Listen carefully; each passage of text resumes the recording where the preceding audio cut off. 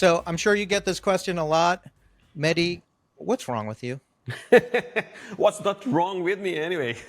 I like, I don't know, like any other crazy man, I like the explosions and the fun stuff that happens when you Now, do experiments. yeah, yeah. So, well, tell us about your background because you obviously didn't just start like touching live wires. Like you seem to know what you're doing. Well, actually, that's how I started. I started touching live wires. I think I started doing that when I was very little. I like 10, 12 years old was the first time I grabbed live wires, and Oh, geez. it was pretty painful. I don't know why, but it didn't deter me from continuing on the same path. So yeah, I guess when I was a child, I also received a gift of these electronic kits that you put together, solder components, and all of a sudden I was in love with electronics. So that's what I continued doing. Like, was there a moment that made you say, this could be a show. This is more than just me sending funny videos to my family.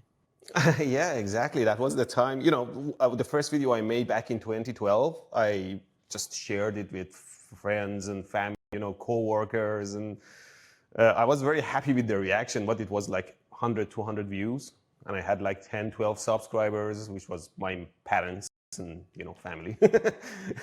So, after 6 months of this being at that level, somebody randomly saw my video on YouTube and shared it on this website called Reddit, and there it went viral.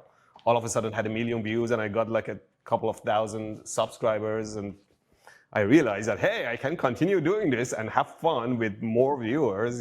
So from that point forward, almost every month I made videos, and it became gradually bigger over time. After 6 years, perhaps, it was big enough to enable me to quit my day job and just continue doing YouTube. Wow. So what was that decision like? How did you what did you weigh? Was it an easy decision to make, or was it something that you were a little nerve-wracked to like No, pull?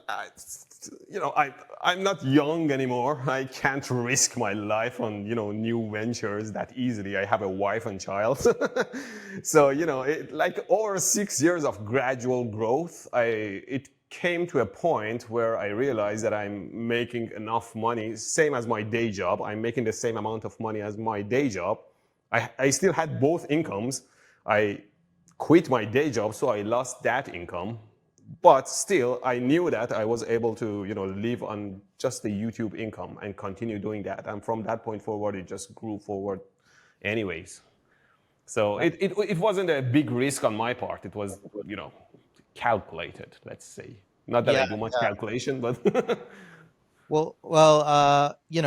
It's a long, you've been making videos for a long time, which means that's a lot of content. Can you talk us through like your ideation process? Do you have pages and pages of notes of videos you want to do? Are you making it up on the fly? Like, what's your process like? well, it's kind of both. What I have is that what I do, I don't have a notebook or anything, but for every new interesting idea that I might encounter, I create a new folder under my active videos.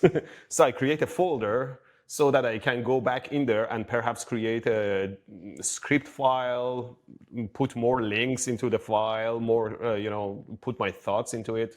But most of the time, they're just empty folders, which have the name of the idea that I like to work on. So I there might be 100 folders so far. I keep looking at them, and all of them look boring to me. Because when I want to make a video, I want it to be interesting to me too. It is very hard to do something that you don't enjoy at the time.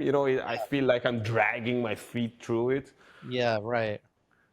Well, Um, that's a thing too. Like for example, I realize that sometimes I don't have any ideas, and I just tell myself, let's just do one of these folders.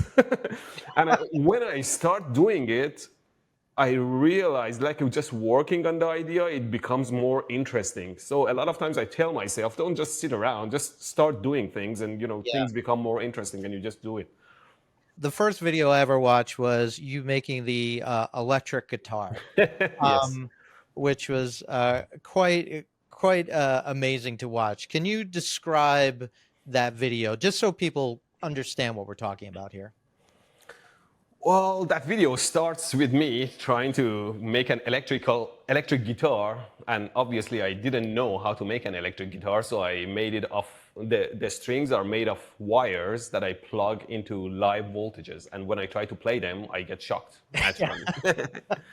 But the point of that was to hook people, so I could talk about how you can get electrocuted, and provide some safety information around that. So when you do something like that, because in the video, for people who haven't seen it, I definitely recommend watching it. I mean, you like fly out of your chair when you hit the string. Like, there's no denying that you just got whapped. Do you have like emergency technician standing by, or what? Yeah. No, well, the thing is that I actually I am generally very afraid of getting electrocuted. It's very painful to me, perhaps more than some other people. I see some people get shocked by static charges and stuff, and they tolerate it much easier than I do. So it doesn't make me happy to get electrocuted at all. So in my videos, I try to script them, and some things I can take, like for example, static discharges, although they are painful, I can take them.